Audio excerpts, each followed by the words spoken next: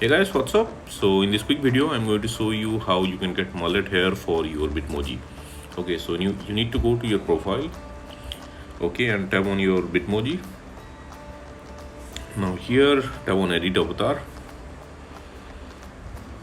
Okay, now go to hairstyle. Okay, I'm in hair color now. Go to hairstyle. Okay, just slide up.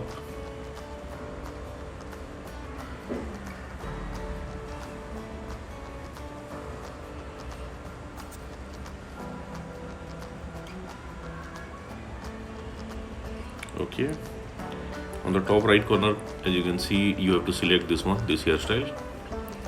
Okay, I need to remove my hat. Okay, and done. Just save it.